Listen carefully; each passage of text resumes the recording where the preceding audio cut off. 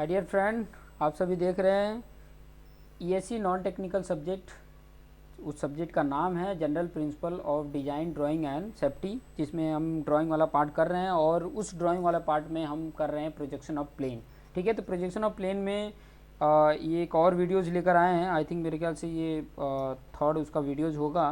तो इसमें मैं लेकर आया हूँ एक हेक्सागोनल प्लेट को। ठीक है, तो उसके प्रोजेक्शन को हम देखेंगे किस तरीके से प्रोजेक्शन है। पहले तो क्वेश्चन देखिए कि hexagonal plate of base is 30 mm is lying with its corner on the VP.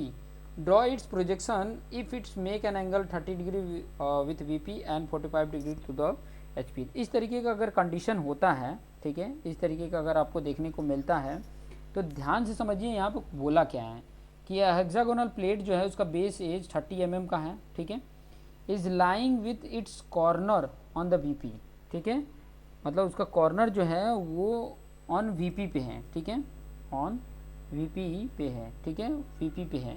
कहने का मतलब कि अगर ये प्लेन है, ठीक है, और ये हेक्सागोनल है, तो इसके सारे कॉर्नर देखोगे तो इस तरीके से ये सारे कॉर्नर इसी पे मिले हुए हैं। ठीक है, सारे कॉर्नर इसी तरीके से मिले हैं। इस तरीके का भी हो सकता है, इस तरीके का भी हो सकता है, बशर्ते आपको आगे के कॉन्सेप्ट को देखना होगा कि ये किस तरीके का कॉन्सेप्ट बोल रहा है। पहला इसमें अगर देखोगे तो इसमें बोला है कि draw it's projection it makes an angle 30 degree with the VP. ठीक है, कि इसका जो प्रोजेक्शन है वो वीपी से 30 डिग्री का एंगल बना रहा है। अगर मान लीजिए इसको इस तरीके से करो, इस तरीके से, तो ये 30 डिग्री बना रहा है। अब 30 डिग्री बना रहा है तो मतलब मुझे अगर इसका फ्रंट व्यू देखना है तो सबसे पहले तो मुझे ये हॉरिजॉन्टल प्लेन पे 30 डिग्री बनाना पड़ेगा। फिर बाद में मैं यहाँ से अगर ऐसे देखता हूँ तो किस तरीके का दिखता है। फिर 45 degree to with H P के साथ 45 डिग्री है। तो एच पी के साथ 45 डिग्री है, तो अगर मैं एच पी इसी को अगर मैं 45 डिग्री बनाना है तो ये इस तरीके का बनेगा। एच पी में 45 डिग्री तो इस तरीके का बनेगा। तो फिर बाद में मुझे अगर मैं देखो दोनों कॉन्सेप्ट एक ही साथ है, इस तरीके से इसके साथ भी है। ठीक है, 30 डिग्री। ठीक है, और ये इसके साथ हॉरिजॉन्टल के साथ भी ये जो कॉर्नर है, ये जो प्लेन है वो 45 डिग्री हॉरिजॉन्टल के साथ भी बना रहा है। तो किस तरीके का कॉन्सेप्ट होगा वो चीज़ें मैं यहाँ पे आपको बता देता हूँ ताकि आपको आसानी से समझ में आए। सबसे पहले क्या करना है, रेफरेंस एक्सिस ड्रॉ कर लेना है।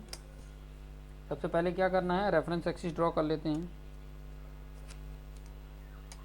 मैंने ये रेफरेंस एक्सिस ड्रॉ कर लिया। ठीक है, ये रेफरेंस एक्सिस ड्रॉ कर लिया। अब रेफरेंस एक्सिस ड्रॉ कर लिया तो उसके बाद मुझे क्या करना है कि हेक्सागोनल ड्रॉ कर लेना है। ठीक है, हेक्सागोनल ड्रॉ कर लेते हैं। तो हेक्सागोनल ड्रॉ करने के लिए मैंने पहले ही बताया कि इसका 30 mm बोला है। ठीक है, क्या बोला है, 30 mm जितना हेक्सागोनल का लेंथ है। हेक्सागोनल का जो लेंथ है वो 30 mm है। तो 30 mm यहाँ से थोड़ा एक काम करते हैं, यहाँ से कर लेते हैं। तो यहाँ से अगर करोगे तो 1 2 3 मतलब यहाँ तक, यहाँ से यहाँ तक। ठीक है, यहाँ से यहाँ तक ये 30 mm हो रहा है। फिर बाद में क्या करना है, यहाँ से जब हेक्सागोनल बनेगा तो 120 डिग्री दोनों तरफ एंगल हो जाएगा। यहाँ से भी 120 डिग्री का एंगल,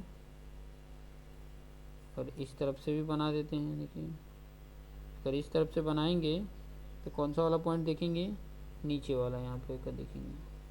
ठीक है, 120। अब इसको मिलाते हुए 30 mm का मिला दो। 30 mm जितना होना चाहिए, किसी एक पॉइंट पे इसको रखो। इसको तो देखो 7 है तो 1 1 2 3, यहाँ से इसको लेके इसको मिला दो। ठीक है, और इसको भी लेके मिला दो। इस पॉइंट को 5 पे मैंने रखा और ये जाएगा 2 पे, क्योंकि 2 और 3 5 होता है।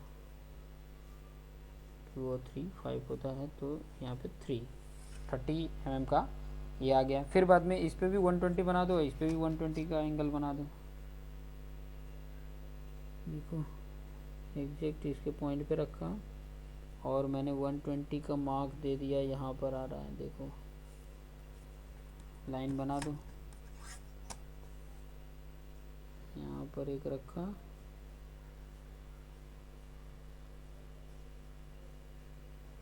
ओके, तो यहाँ से ये 1 2 3 यहाँ तक आ रहा है, ठीक है।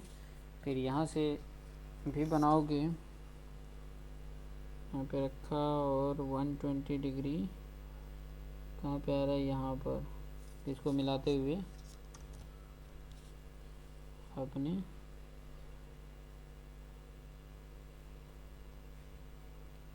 30 यहाँ तक आएगा। अब इनको एक साथ मिला दो, तो आपका ये 30 mm साइड वाला हेक्सागोनल बन गया, ठीक है। अब ये हेक्सागोनल बन गया, तो इसका अगर ये जो नाम दे देते हैं इसका, a dash, b dash, c dash, d dash, e dash, f dash, इसका नाम दे दिया, ठीक है। अब ये जो हेक्सागोनल आपका जो मैंने आपको बनाया है, ठीक है, ये हेक्सागोनल का अगर प्रोजेक्शन यहाँ पर देखा जाए, ठीक है, जब टॉप व्यू इसका देखा जाएगा, तो जो चीज़ें मैंने आपको बताई कि अगर इस तरीके से अगर बना हुआ इस तरीके से दिख रहा है, यहाँ पे इसका फ्रंट व्यू है, तो टॉप व्यू से देख रहे हो तो क्या एक लाइन दिख रही है, और लाइन कहाँ पे दिख रही है, अगर ऑन द वीपी है, जैसे lie on the corner on the VP, तो वीपी पे है तो ये एक्सिस पे ही दिखेगा, ठीक है, ये एक्सिस पे ही दिखेगा। या तो अगर चलो एक्सिस पे ही हम बना लेते हैं, ठीक है। अब इसका प्रोजेक्शन ड्रॉ कर ले तब तो आएगा। इसका ये प्रोजेक्शन लाइन अगर देखेंगे तो इस तरीके का उसका projection line, approximate T square का यूज़ करोगे तो अप्रॉक्सीमेट एकदम एग्जैक्ट आएगा,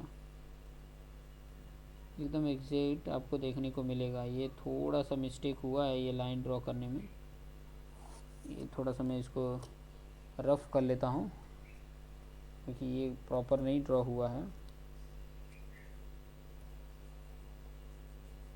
एग्जैक्ट होना चाहिए, नहीं तो एग्जैक्ट नहीं होगा तो कहीं ना कहीं मिस्टेक हो सकते हैं। फिर बाद में इन दोनों को लेके अगर ड्रॉ किया जाता है, थोड़ा सा ड्रॉ करने में मिस्टेक हुआ है, अदरवाइज़ ये एकदम एग्जैक्ट आता, ठीक है। और इस लाइन को मैंने ड्रॉ कर दिया, फिर उसके बाद से इस लाइन को अगर मैं ड्रॉ करूँ तो यहाँ पे आ जाता है, ठीक है। अब इसको मुझे क्या कर देना, मिला देना है। इसको अगर मैं मिला देता हूँ तो ये मेरा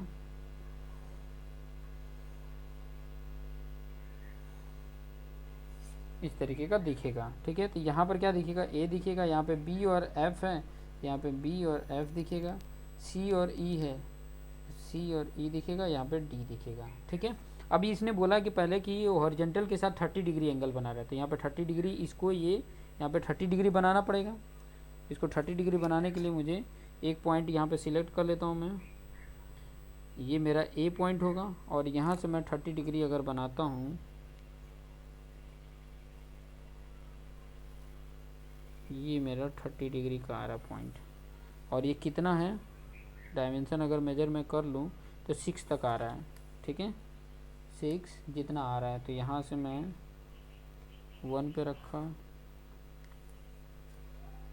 चलो 9 पे रख रहा हूँ मैं, और इसके साथ लेके जाऊँ तो 9 और 6 15 होता है, तो 15 तक आपकी लाइन आ जाएगी, ठीक है। 30 डिग्री भी बन गया।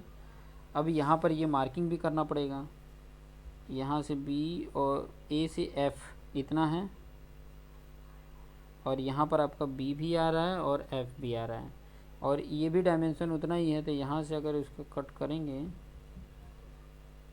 इस पॉइंट से तो ये भी मिल जाएगा, यहाँ पे सी और ई, और यहाँ पे आपका डी आ जाएगा, ठीक है। अब इसका प्रोजेक्शन ऊपर की तरफ ड्रॉ कर देते हैं, प्रोजेक्शन ऊपर की तरफ ड्रॉ कर देंगे।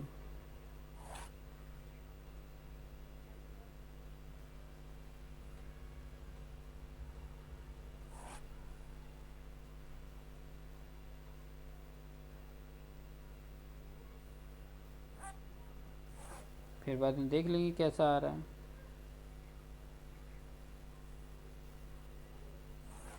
और इसके साथ साथ इसका भी प्रोजेक्शन मुझे ड्रॉ करना पड़ेगा, इन दोनों को मिलाते हुए ये लाइन ड्रॉ करनी पड़ेगी, और इसको मिलाते हुए ये लाइन ड्रॉ करनी पड़ेगी।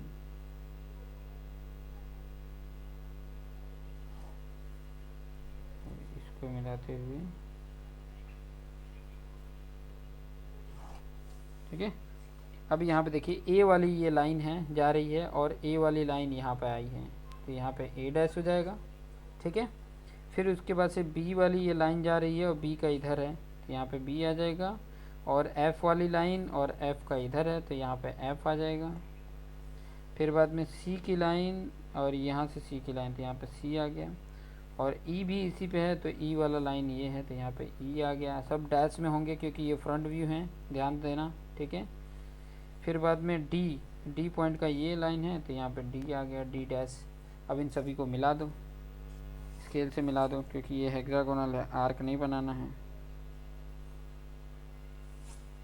ठीक है।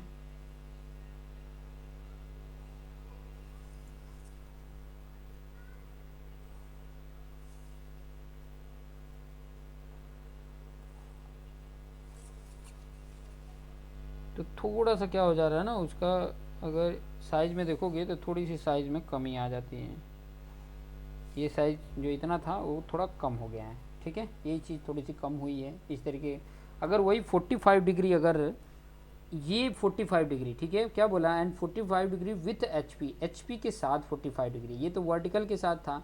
अभी हॉरिजेंटल के साथ अगर 45 डिग्री बनाएंगे तो आपको हॉरिजेंटल के साथ 45 डिग्री अगर बनाना है तो इसको, ये जो है इसी को आपने क्या कर देना है, 45 डिग्री इसके एक्सिस को लेकर बना देना है। तो मान लो कोई ये वाला एक्सिस को आपने 45 डिग्री में कर देना है, ठीक है।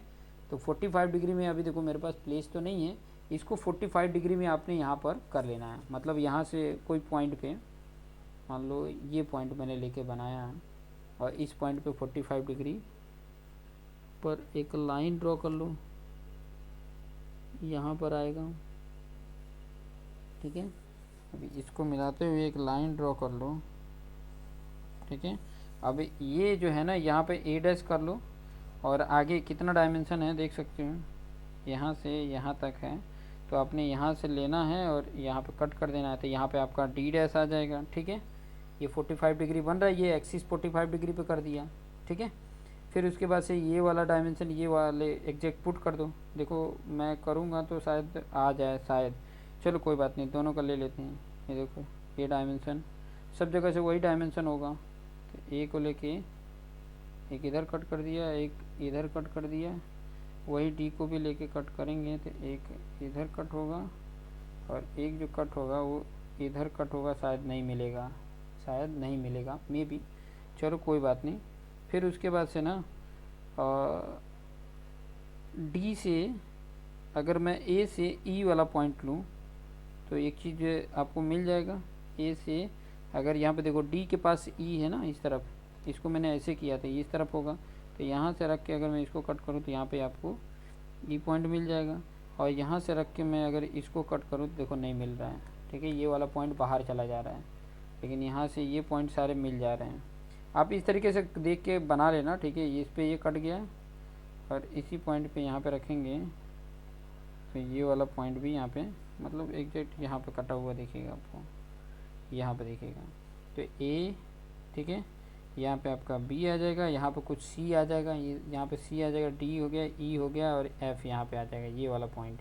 इन सभी को मिला दोगे, देखो ये आपका, इसको इसी को मैंने यहाँ पर शिफ्ट कर दिया है, समझ लो 45 डिग्री पे मैंने शिफ्ट कर दिया है।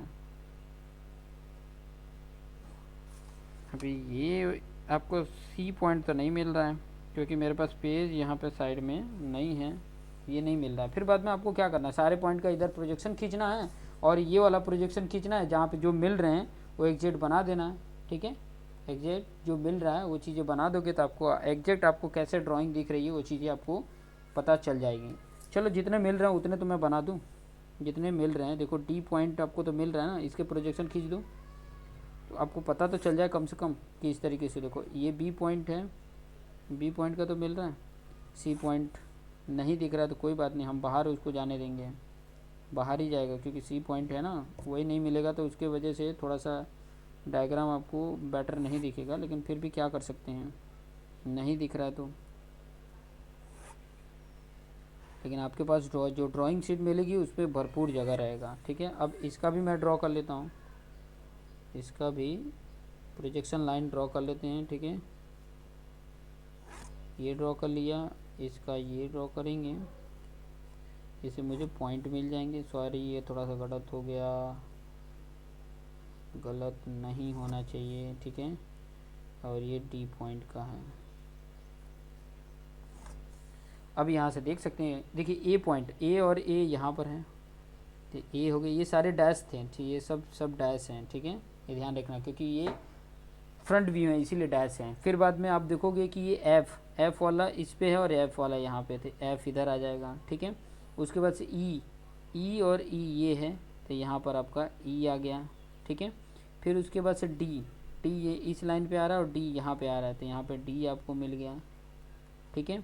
फिर उसके बाद से बी का ये लाइन है और बी का ये लाइन है, तो यहाँ पे इसका बी देखने को मिल गया। अब सी रहता तो सी का भी मिल जाता, अब मिला लो, देख लो इसको।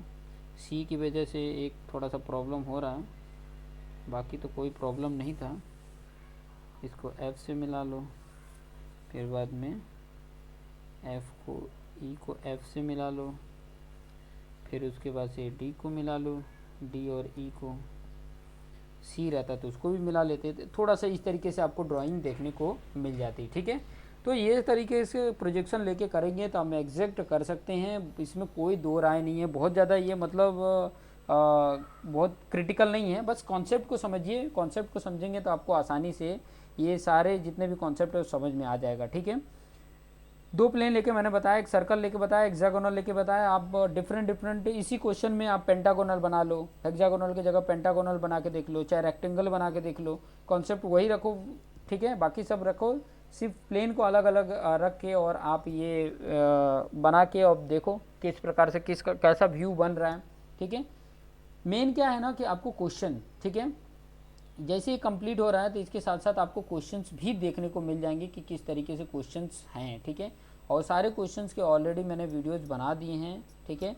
ये कंप्लीट होने के बाद ऑलरेडी वो भी वीडियोस आपको मिल जाएंगे, तो देखते रहिए और अपने आप को बेटर बनाते रहिए, ठीक है। नेक्स्ट वीडियो जो आपका सॉलिड का आएगा, ठीक है, प्रोजेक्शन ऑफ सॉलिड, तो वो चीज़ें भी आप समझ सकते हैं कि सॉलिड का प्रोजेक्शन किस तरीके से होता है। फिर बाद में सेक्शन सॉलिड का प्रोजेक्शन किस तरीके से होता है, वो चीज़ें भी आपको देखने को मिल जाएगी। तो देखते रहिए। Thank you for watching this video.